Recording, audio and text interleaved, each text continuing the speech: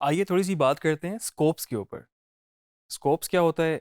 अगर आपको कभी इत्तेफाक हुआ हो कुछ कलर ग्रेडिंग का सेटअप देखने का, आप उसको गूगल भी करेंगे तो आपको नज़र आएगा कुछ मॉनिटर्स लगे होंगे। आमतौर पे 3 से 4 मॉनिटर इन्वॉल्व होते हैं, जिसमें आपके पास स्कोप्स भी नज़र आ रहे होंगे, आपको कुछ वेव फॉर्म चीज़ें नज़र आ रही होंगी, कुछ आपको इस तरह की चीज़ें नज़र आ रही होंगी, ग्राफिकल एलिमेंट इस तरह के नज़र आ रहे होंगे, जिसमें आप अपने कलर्स को या अपनी जो भी आपकी ब्राइटनेस होती है उसको आप मीटर कर सकते हैं।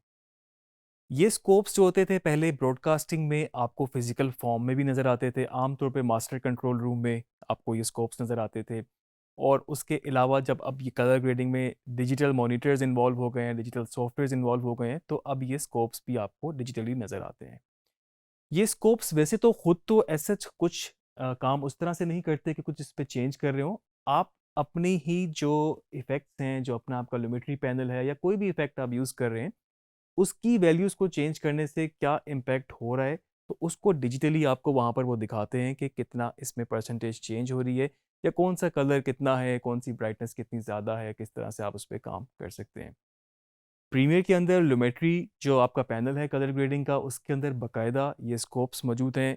इस वक्त हम जो 3 मेजर स्कोप्स हैं उनके बारे में बात करेंगे, जिसमें हमारे पास वेक्टर स्कोप है, जिसमें हमारे पास RGB प्रेड है और हमारे पास वेव फॉर्म मॉनिटर है। आइए इनको देखते हैं। तो लास्ट लेक्चर में आपने देखा था कि हमने इस क्लिप के ऊपर कुछ बेसिक कलर करेक्शन की, कुछ हमने क्रिएटिव लुक इसकी चेंज की, फिर हमने कर्व्स के ऊपर भी थोड़ा सा काम करके देखा और हमने बाकी डिफरेंट चीज़ों को भी एक्सप्लोर किया। जो सेकेंडरी कलर करेक्शन है बेसिकली वो हम आगे नेक्स्ट लेक्चर में हम उसके ऊपर बात करेंगे। अभी हम जो बात करने लगे हैं स्कोप की, बड़ा इम्पॉर्टेंट है और बड़ा इंटरेस्टिंग भी है। देखने में आपको बहुत कॉम्प्लिकेटेड लगता है, लेकिन मैं कोशिश करूँगा कि आपके लिए थोड़ा सिंप्लीफाई कर सकूँ इसको। आप जब कलर ग्रेडिंग के अपने इसमें वर्क स्पेस पे चले जाते हैं तो आपके पास लुमेट्री यहाँ पर ऐड हो जाता है। उसके साथ साथ आपके पास यहाँ पर इफेक्ट कंट्रोल विंडो के साथ लुमेट्री स्कोप्स के नाम से भी एक यहाँ पर टैब मौजूद है। अगर आपके पास ये नहीं आ रहा हो, जिस तरह के अगर ये बंद है यहाँ पर, तो आप यहाँ विंडो में जाके लुमेट्री स्कोप्स पे क्लिक करेंगे तो वो आपके पास यहाँ पर आ जाएगा। आप देख सकते हैं अभी आपके पास एक स्कोप आ रहा है जो कि आपका वेव फॉर्म मॉनिटर है। वेव फॉर्म स्कोप है आपका ये। आप चाहें तो दूसरे स्कोप्स को भी बारी बारी लेकर आ सकते हैं जिन पे आपने काम करना है।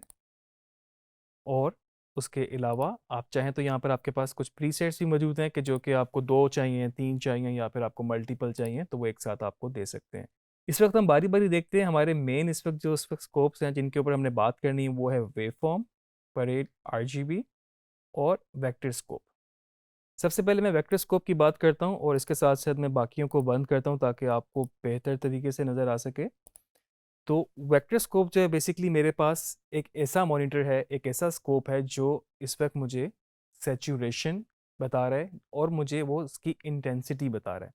मिसाल के तौर पे आप देख सकते हैं इस वक्त यहाँ पर ये छोटा छोटा आपको अगर नज़र आ रहा हो तो इसमें ये रेड है, ये ग्रीन है और ये ब्लू है। मतलब आपके पास प्राइमरी कलर्स मौजूद हैं और साथ साथ आपको यहाँ पर येलो, सयान, मैजेंटा के नाम से भी ये आपको नज़र आ रहा है।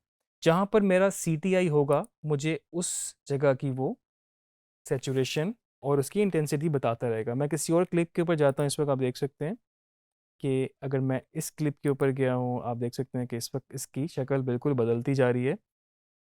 इस वक्त जो है ये बिल्कुल सेंटर में हो गया है। अब इसकी वजह क्या है? जिस तरह आपको ये कलर्स की तरफ नज़र आ रहे हैं कि जाता है, इस वक्त ये बिल्कुल सेंटर में आ गया है। अगर मैं इसी क्लिप पर वापस आऊँ जो कि बड़ा एक डिफरेंट सा क्लिप है कलर के हवाले से, तो आप देख सकते हैं कि इस वक्त ये जो इस वक्त पोर्शन है जितना हेल्दी होगा, जितना स्ट्रांग होगा, तो वो उसकी सेचुरेशन को इंडिकेट करेगा।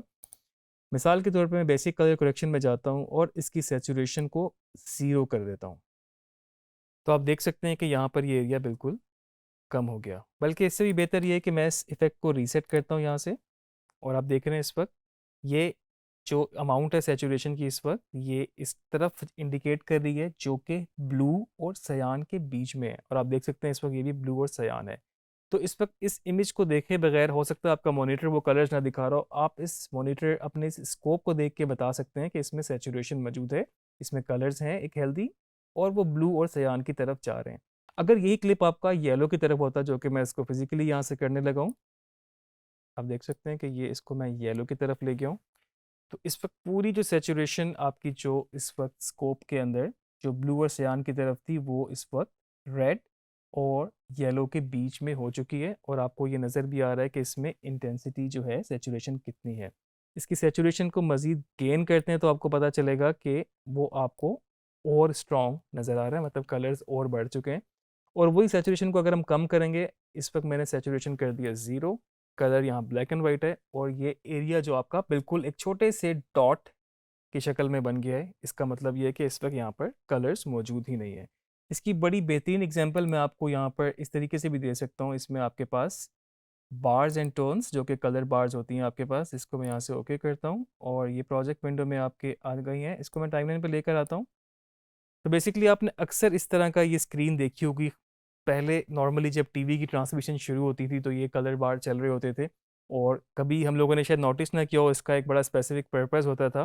तो इस वक्त जो कलर बार के अंदर कलर हैं वो एग्जैक्टली वही कलर है, मतलब जो ब्लू है वो फुल ब्लू है, जो येलो है वो फुल येलो है, रेड है फुल रेड है। तो उनमें कोई भी मिक्सचर नहीं है।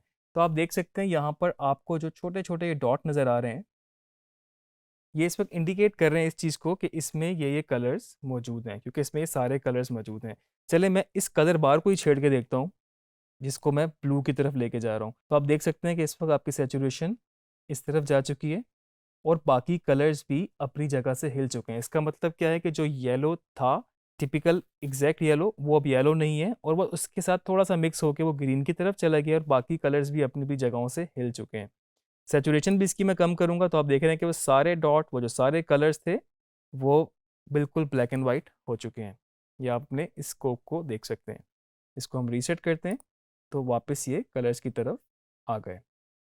इसी तरह से इस तरह की जो हमारी इमेज होती है उसमें तो हमारे पास कम्बिनेशन होता है। तो आप देख सकते हैं कि ब्लू की तरफ, येलो की तरफ वो आपको इंडिकेट करता है। तो आपका जो ये वाला स्कोप है, वेक्टर स्कोप YUV, ये बेसिकली आपको सेचुरेशन की इंटेंसिटी और किस तरफ उसका ज़्यादा रुझान है, किस तरफ ज़्यादा कलर्स हैं, उसको वो बताता है। मैं आपको इसमें जो हमारे पास पीछे कुछ स्टॉक फुटेज है उसमें हम देख सकते हैं जिस तरह के इसमें कलर्स बहुत कम है इस क्लिप में, और ब्लू की तरफ है तो आप देख रहे हैं ब्लू की तरफ है। इसमें आप देख सकते हैं कि ये येलोइश है तो ये रेड और येलो की तरफ है, और हर कलर के उसके हिसाब से वो उसमें मौजूद है। इसकी इंटेंसिटी, अगर इसकी सेचुरेशन हम बंद कर देंगे, इस वक्त हम ब्लैक एंड वाइट कर देंगे, तो इस वक्त ये इतनी हो गई। ये मैं अनडू करूँगा तो ये हो जाएगा। मुझे उम्मीद है आपको ये वेक्टर स्कोप समझ आ गया होगा। अब हम नेक्स्ट स्कोप की तरफ चलते हैं जो कि है वेव फॉर्म, और इस वेव फॉर्म के लिए हम इसको यहाँ से अपना वेक्टर स्कोप को अगर अनचेक करेंगे तो ये बंद हो जाएगा। वेव फॉर्म बेसिकली आपको आपके क्लिप की ब्राइटनेस, कंट्रास्ट, या आप कह लें कि वो लेवल दिखाता है जो शेडोज, मिड टोन्स और हाइलाइट्स होते हैं। ये जो नीचे की तरफ एरियाज हैं ये डार्कर एरियाज को रिप्रेजेंट करते हैं, मतलब शेडोज को। ऊपर जो सेंटर में है वो मिड टोन्स को, और जितना ऊपर जाते जाएंगे आप, वो वाइट की तरफ आपका क्लिप जाता रहेगा। इसका बेहतरीन एग्जांपल आपको इन क्लिप से मिल सकती है। आप देख सकते हैं कि जिस तरह से आपके पास अब ये एरिया इसमें पूरा वाइट था, आप देख रहे हैं कि ये इस वक्त ऊपर वाइट की तरफ है, और बाकी एरियाज जो ये इसमें डिफरेंट कलर्स मिक्स हैं। तो आपको यहाँ पर डिफरेंट कम्बिनेशन के साथ इस तरह का स्कोप नज़र आ रहा है। यहाँ पर मैं आपको एक टिप और दे दूँ, क्योंकि ये वेव फॉर्म बेसिकली आपको रिप्रेजेंट करता है शेडोज, मिड्स और हाइलाइट्स के लिए, या ब्राइटनेस कंट्रास्ट के लिए। तो आप इसको चाहें तो यहाँ से लूमा कर सकते हैं, क्योंकि आप कलर्स के लिए आपके पास सेपरेट स्कोप मौजूद है। आप यहाँ पर चाहें तो कलर्स देखना चाहें देख भी सकते हैं, लेकिन आप इसको अगर लूमा रखेंगे आपके लिए ज़्यादा इजी रहेगा। RGB में आपको ये कलर्स बताएगा, जो कि थोड़ा सा कंफ्यूजिंग हो सकता है। तो हम यहाँ से इसको लूमा रखते हैं। अब आप देख सकते हैं कि आपको यहाँ पर इस तरीके से जहाँ जहाँ पर आपका CTI है उस हिसाब से आपको ये बता रहा है। इसमें मैं आपको ये साथ बता दूं कि 20 से नीचे अगर आप जाएंगे आपकी वैल्यू, तो उस वक्त चांसेस हैं कि आपकी डिटेल ख़त्म हो जाए। इमेज की डिटेल ख़त्म होने का मतलब ये है कि नीचे की तरफ आप आ रहे हैं तो आपके शेडोज़ बढ़ रहे हैं, यानी कि वो एरियाज ब्लैक हो सकते हैं। अगर आप नोट करें यहाँ पर ये बिल्कुल एरिया 0 को टच कर रहा है, और यहाँ पर इसने थोड़ी सी स्ट्रॉन्ग दे दी है, तो ये बिल्कुल ये वाला एरियाज है जो कि इस पर ब्लैक हो चुका है। ये बिल्कुल डार्क एरियाज हैं, और यहाँ पर डिटेल ख़त्म हो चुकी है।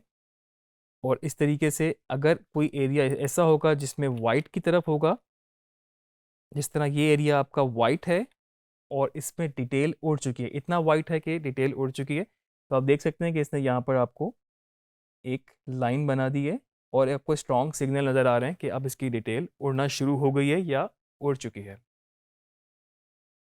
तीसरा स्कोप मेरे पास है परेड आरजीबी।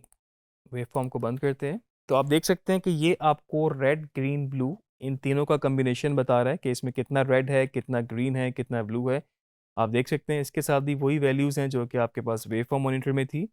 तो जौन सा कलर इसमें ज़्यादा होगा वो उसकी स्ट्रेंथ ज़्यादा होगी और जो कम होगा वो आपको कम नज़र आएगा। मिसाल के तौर पे इसमें आपको ब्लू ज़्यादा है और इस तरह से बाकियों में भी आपको, क्योंकि इसमें और कलर्स भी मौजूद हैं, इसमें ग्रीन भी है, इसमें ब्लू भी है, इसमें रेड भी है, लेकिन आपको इस फॉर्म में दिखा रहा है। तो ये मॉनिटर बेसिकली आपको आरजीबी की वैल्यू दिखा रहा है कि उसमें कितना रेड ग्रीन ब्लू मौजूद है। आप देख रहे हैं इसमें कलर्स बहुत कम है, इसमें रेड और येलो ज़्यादा है, मतलब ग्रीन और रेड का कम्बिनेशन ज़्यादा है। तो आप देख रहे हैं कि ज़्यादा हाईलाइटेड हैं और ब्लू जो है इस वक्त इसमें बहुत कम है। मुझे उम्मीद है कि आपको ये स्कोप्स तो समझ आ गए होंगे। अब थोड़ा सा हम इनको वैल्यूज़ को चेंज करके देखते हैं कि इन पे किस तरह से इम्पेक्ट होता है। अगर आप इसको यहाँ से मॉनिटर करें और आपने दो शॉट्स को मैच करना है तो आप थोड़ा सा इन स्कोप्स को देख के कर सकते हैं। मिसाल के तौर पे इसमें ब्लू ज़्यादा है और आपको लगता है कि आपको इसमें ब्लू कम करना है, जहाँ पर आपका CTI होगा वही आपको यहाँ पर वो दिखाएगा। अगर मैं यहाँ से इसमें ब्लू कम करना शुरू करूँ, ब्लू कम करने के लिए मुझे येलो उसका ऑपोजिट कलर बढ़ाना होगा। तो आप देख रहे हैं मैंने येलो यहाँ से बढ़ाया इसके वाइट बैलेंस में से ही, तो इसका ब्लू कम हो गया और रेड बढ़ गया। अब मेरे पास तरीका कोई भी हो सकता है, मैं चाहूँ तो यहाँ से कलर व्हील से कर लूँ। अगर इसका मैं यहाँ पर मिड टोन्स में ब्लू मैंने कम करना है तो मुझे इसके ऑपोजिट जाना पड़ेगा। आप देख सकते हैं कि इस वक्त मैं ऑपोजिट जा रहा हूँ। येलो इसमें येलो रेड टोन ऐड होती जा रही है और यहाँ से ब्लू कम होता जा रहा है और वो बढ़ते जा रहे हैं। वही अगर आप ब्लू की तरफ इसको और लेके जाएंगे तो आप देखें आपका जो वीडियो है वो भी ब्लू हो रही है और साथ में आपके स्कोप की वैल्यू भी बढ़ती जा रही है। रेड आरजीबी और वेव फॉर्म पे काम करने के लिए सबसे बेस्ट चॉइस आपके पास जो है इस वक्त वो कर्व्स है, क्योंकि ये बिल्कुल कर्व इसी तरीके से काम करता है जिस तरीके से आपके पास यहाँ पर ये डिस्प्ले में आ रहा है।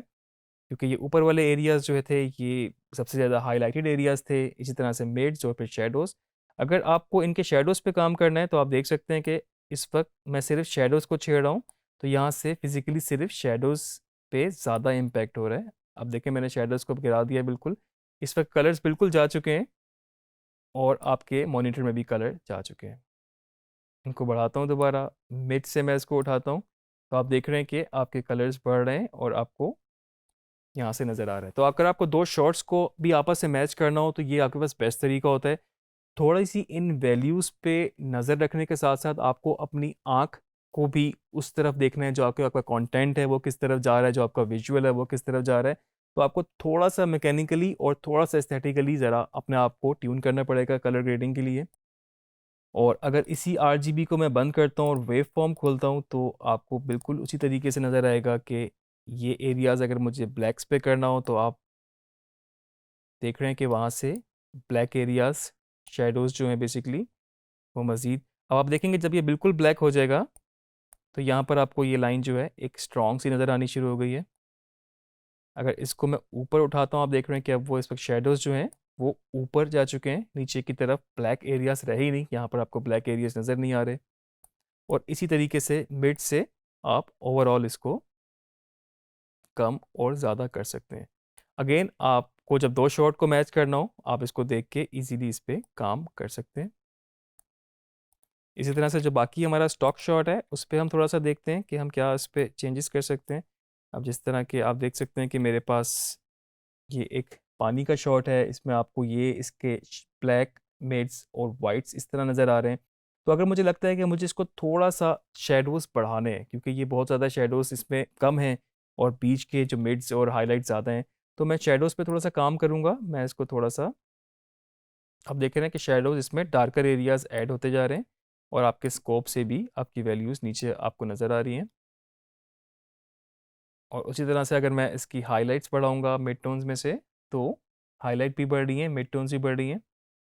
और अगर मैं इसको रिवर्स नीचे की तरफ लेके जाऊँगा तो इस वक्त इसके शेडोज़ पे काम ज़्यादा हो रहा है।